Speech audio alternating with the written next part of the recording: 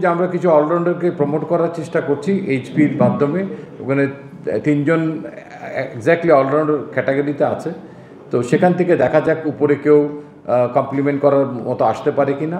সাইফুদ্দিন যদি ভালো হয়ে সুস্থ হয়ে আসতে পারে, he can be one of the candidate as well Mehedi মিরাজের পাশাপাশি। এবং নিজের থেকেও কিছু 2-3 জন আছে, লেগ স্পিনার সহ ওয়াসি সিদ্দিকি আছে, তোফায়েল আছে, দেন মাহফুজ রাব্বি আছে।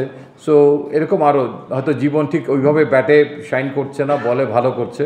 সো এরকম কিছু খেলোয়াড়কে তাদের ক্রিয়াশৈলীটাকে আরও উন্নত করা যায় কি না সেগুলো নিয়ে আমরা এইচপির যে কোচিং প্যানেলটা আছে তাদের সঙ্গে স্পেশালি আলাপ আলোচনা চালিয়ে যাব।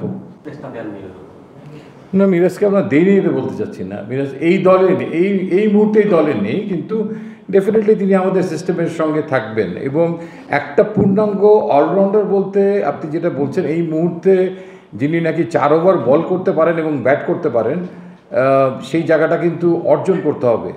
আপনি দেখবেন অনেকেই হয়তো অলরাউন্ডার আছে আমাদের T20 ফরম্যাটে, সবাই কিন্তু ওই জায়গাটা দখল করতে এখনও পারেনি। যদি কেউ পারে সেটা খুবই ভালো।